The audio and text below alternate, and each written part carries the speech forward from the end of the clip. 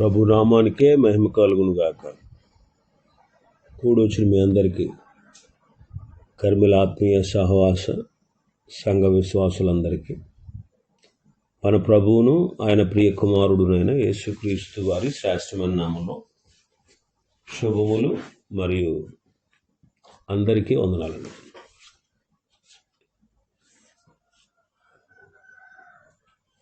కీర్తనల గ్రంథాన్ని మనం ప్రారంభించుకుందాం. ఇంతవరకు దేవుడు తన మహాకృప చేత ఆది కాండము నుండి యోబు గ్రంథం వరకు వరుసగా ప్రతి అధ్యాయాన్ని ధ్యానించుటకు దేవుడు కృప చూపించారు. ఈ రోజు నుంచి కీర్తనల గ్రంథమును ప్రతి అధ్యాయాన్ని గురించి మనం ధ్యానం చేసుకుందాం.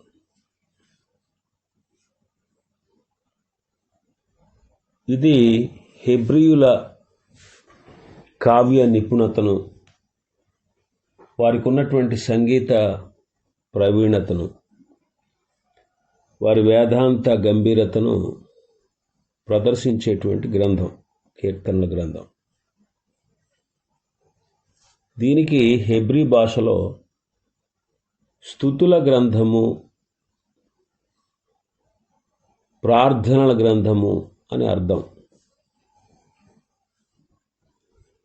గ్రీకు భాషలో కీర్తన గ్రంథము అని అర్థం. క్రొత్త నిబంధనలో దావీదు గ్రంథము అంటారు. క్రొత్త నిబంధనలో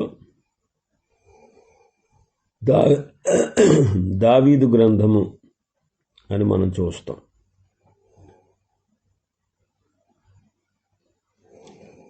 హెబ్రీ పత్రిక 4వ అధ్యాయం 6-7 వచనాల్లో మనం చూస్తే, 7వ వచనాన్ని మనం గ్రహిస్తే, ఎంతకాలమైన తర్వాత దావీదు గ్రంథములో నేడని ఒక దినమును నిర్ణయించుచున్నాడు అని మనం చదువుతాం.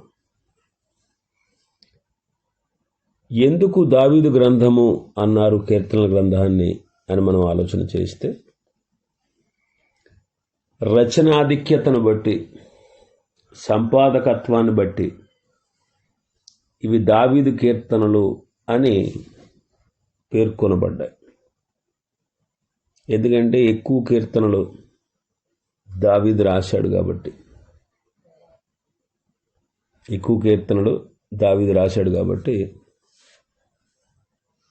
దావీదు కీర్తనలు అని మనం సంబోధిస్తూ ఉంటాం. ఈ గ్రంథం యూదులకైనా క్రైస్తవులకైనా ప్రథమ వేదాంత సారాన్ని ఇస్తుందన్నమాట. ఎందుకంటే క్రొత్తగా బైబిల్ చదివే వాళ్ళు ఎక్కువగా ఇష్టపడేది కీర్తనల గ్రంథాన్ని.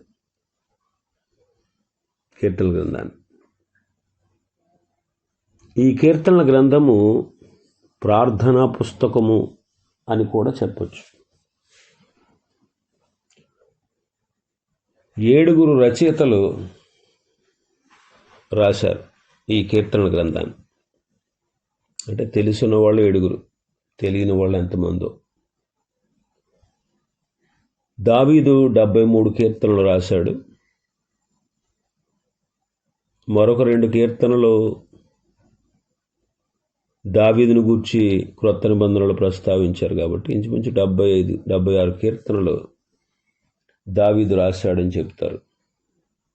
ఆసాపు 12వ కీర్తన, 50వ కీర్తన, 73వ కీర్తన నుండి 83వ కీర్తన వరకు ఆసాపు రాశాడు. కోరహు కుమారులు 42వ కీర్తన, 44 నుండి 49 వరకు, 84వ కీర్తన, 85వ కీర్తన, 87వ కీర్తన, ఈ 10 కీర్తనలు రచించారు. సొలొమోను 1005 కీర్తనలు రాశాడు. కానీ 2 కీర్తనలు మాత్రమే ఈ కీర్తనల గ్రంథంలోనికి తేబడ్డాయి. అవి 72వ కీర్తన, 127వ కీర్తన. 88వ కీర్తన హేమాను రాశాడు. 89వ కీర్తన ఏతాను రాశాడు. 90వ కీర్తన ఒకటే మోషే రచించాడు. ఒక 50 కీర్తనల వరకు పేర్లు లేవు. అయితే హిబ్రూ భాషలో రాయబడిన సెప్టువజెంట్లో 137వ కీర్తన ఇర్మియా వలన, 146, 147 కీర్తనలు హగ్గయి, జకర్యాల వలన రచించబడ్డాయి అని హిబ్రూ బైబిల్లో ఉంది. అయితే ఈ వ్రాతలు రాయించి సమకూర్చింది పరిశుద్ధాత్ముడు. రాసిన వారు 7. వాళ్ళ గురించి మనం తెలుసుకుంటే మంచిది. కోరహు కుమారులు రాసిన కీర్తన మనం చూసాం. 42, 44, 45, 46, 47, 48, 49, 84, 85, 87 ఈ కీర్తనలు కోరహు కుమారులు రాశారు. కోరహు కుమారులు ఎవరు అంటే మోషే, అహరోనుల కాలంలో ఇశ్రాయేలీయులు అరణ్య యాత్రలో ప్రయాణంలో ఉన్నప్పుడు నాశనమునకు అప్పగింపబడిన వారు. లేవి గోత్రికుడైనటువంటి వీళ్ళ తండ్రి కోరహు 250 మందితో మోషేకు విరోధంగా లేచి శిక్షకు ఫలితంగా ప్రాణంతోనే పాతాళానికి దిగిపోయి నశించాడు. సంఖ్యాకాండం 16వ అధ్యాయంలో మనం చూస్తాం అతని గురించి. వారి కుమారులు తండ్రితో పాటు చావలేదు.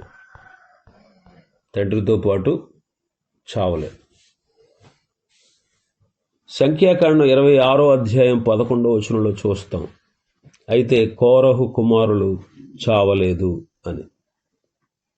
ఎందుకు కోరహు కుమారులు చావలేదు అంటే, కోరహు నివాసము చుట్టుపక్కల నుండి మీరు తొలగిపోవుడని మోషే చెప్పినప్పుడు కోరహు కుమారులు నాశనాన్ని తప్పించుకోవాలని తండ్రికి సహితం దూరస్తులై అతనితో కలవక వేరైపోయినందున బ్రతికారు. ఎంత ఘోరమైన కార్యం మోషే కాలమందు వారు తప్పించుకున్నారు. వారి కుమారుల కుమారులు దావీదు కాలంలో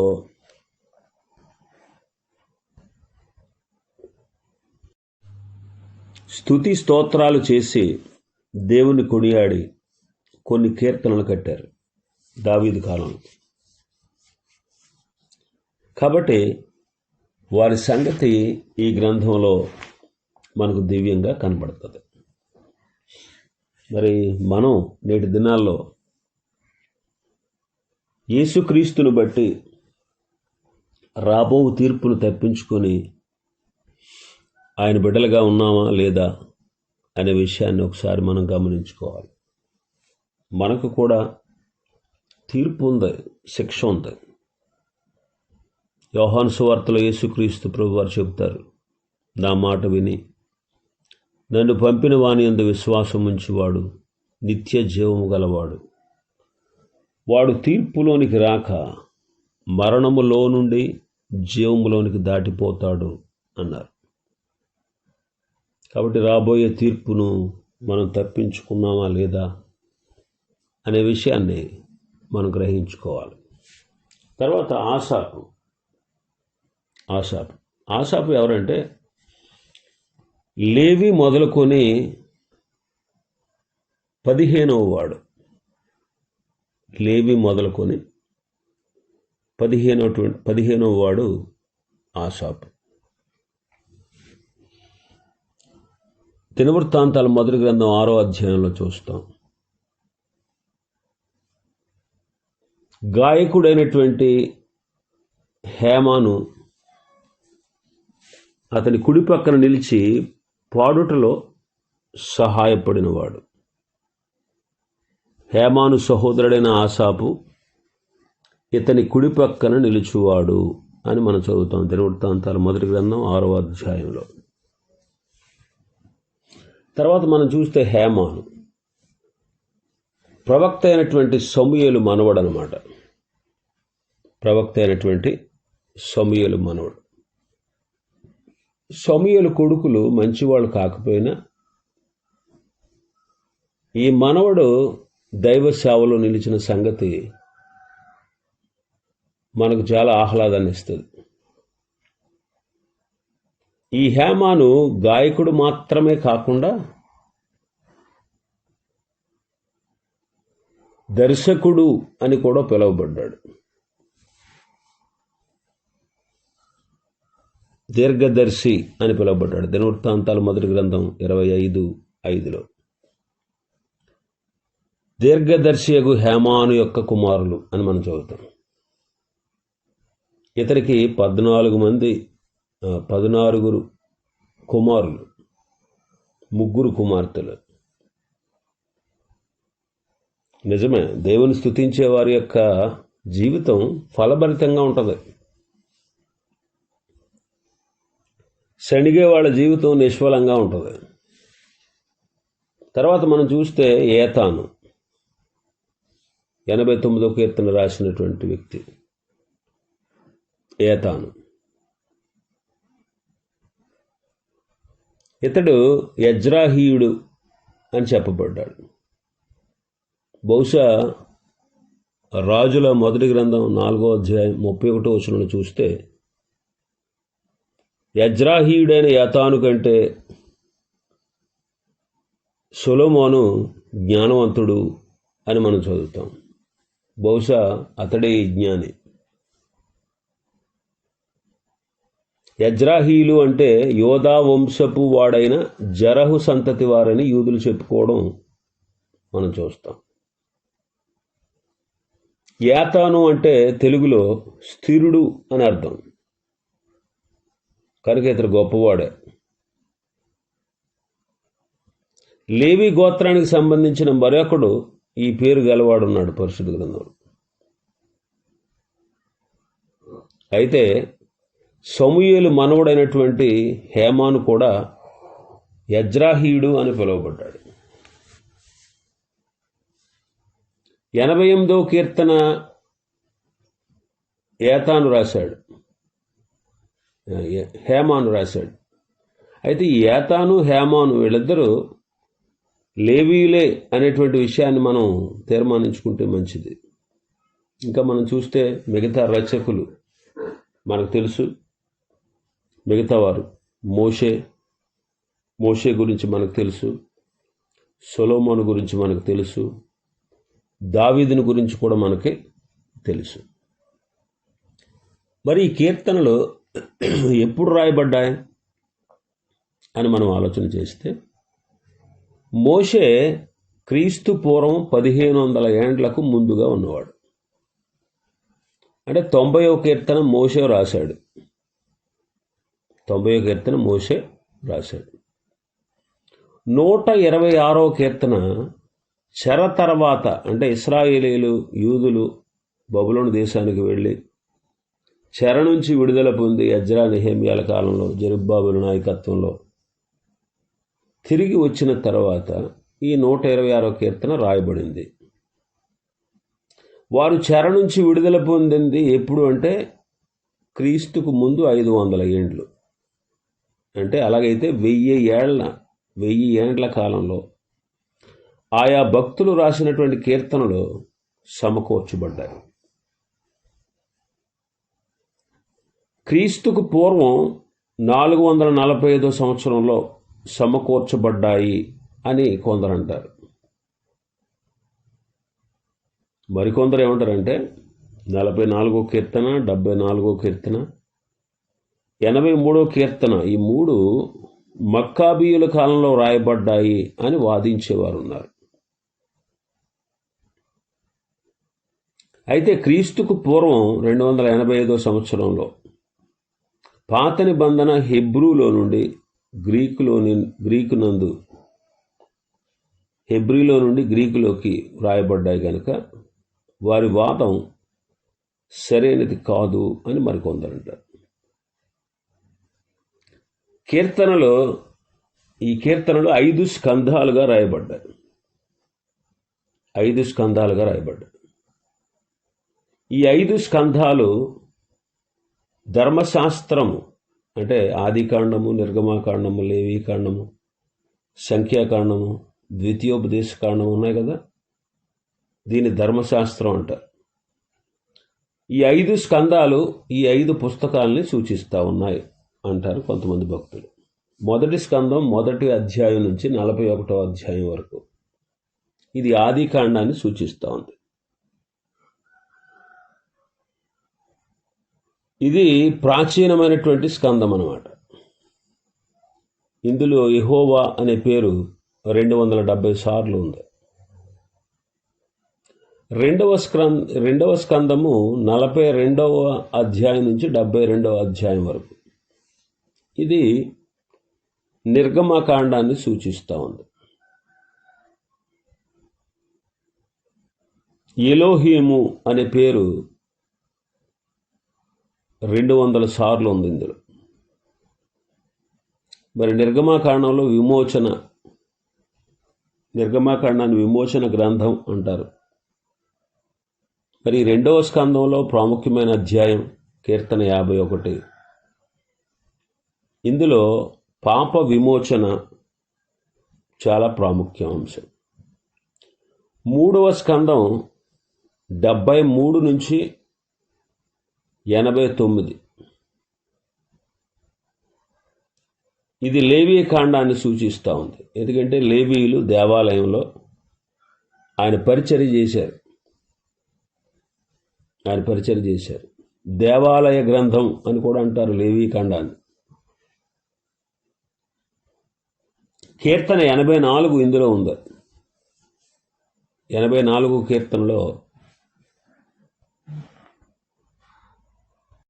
ఆలయ ఆరాధనలు ఉన్నాయి. 84వ కీర్తనలో 4వ స్కందం 90వ అధ్యాయం నుంచి 106 అధ్యాయం వరకు ఇది అరణ్య గ్రంథమైనటువంటి సంఖ్యాకాండాన్ని సూచిస్తూ ఉంది. ఇందులో ప్రాముఖ్యమైన అధ్యాయం 90వ కీర్తన. ఇందులో యెహోవా అనే పేరు 107 సార్లు ఉంది. ఇకపోతే 5వ స్కందం 107వ కీర్తన నుండి 150వ కీర్తన దైవవాక్యమైనటువంటి ద్వితీయోపదేశ కాండాన్ని సూచిస్తూ ఉంది. ఇందులో ప్రాముఖ్యమైన కీర్తన 119. ఇది దేవుని వాక్యాన్ని గూర్చి రాయబడినటువంటి కీర్తన. ఈ స్కందంలో దైవ స్వభావ ప్రభావాలు పొందుపరచబడ్డాయి. యెహోవా అనే పేరు 260 సార్లు ఉంది. ఈ 5 కాండాలు, ఈ పంచగ్రంథాలు, ఈ పంచస్కందాలు ప్రభువు వలన సంఘమునకు అందించబడ్డాయి. మరి ఈ పంచస్కందములు సంఘం వలన ప్రభువుకు సమర్పించబడుట అది ఎంతో గొప్పది. ప్రతి స్కందము అనగా ప్రతి కూర్పు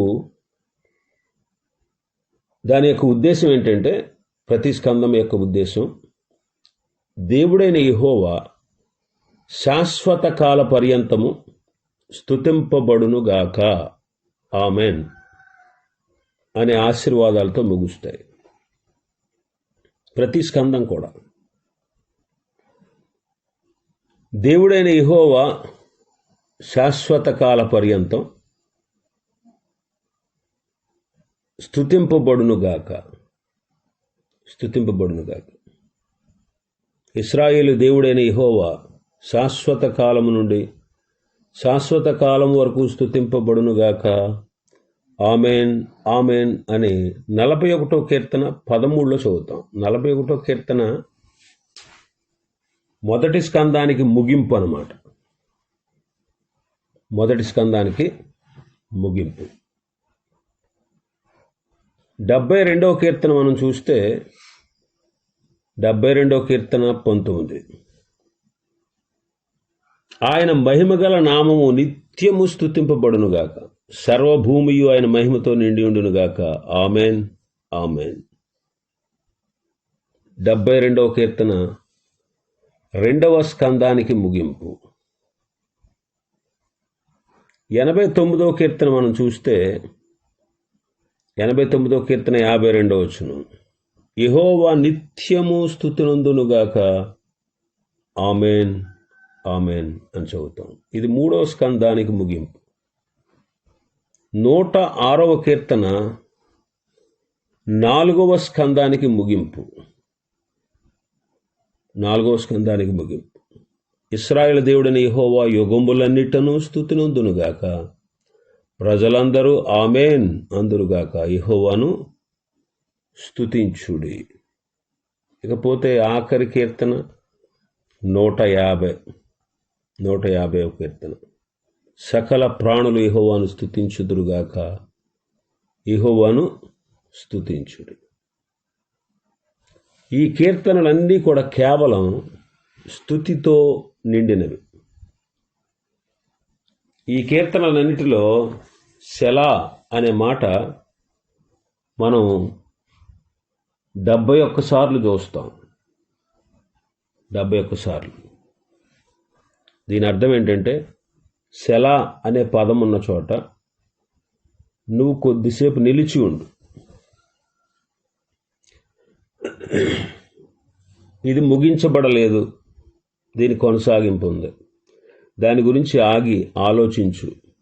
ఇలా రకరకాలైనటువంటి తలంపులు అక్కడ ఉంటాయి. నీవు పాడుతూ ఉండు, వాయిద్యాలు వాయించు, నువ్వు నిలిచి ఉండు. ఇలాంటి అర్థాలు ఇక్కడ మనకు కనబడతాయి. ఇంకా చాలా విషయాలు ఉన్నాయి.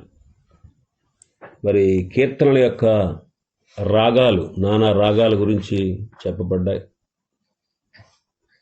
ముఖ్యమైనటువంటి అంశాలు ఏంటంటే, మెస్సయ్య అంటే యేసుక్రీస్తు ప్రభును గూర్చి ఏ అధ్యాయాల్లో ఏ విధాలుగా క్రీస్తుని గురించి రాయబడ్డాయి.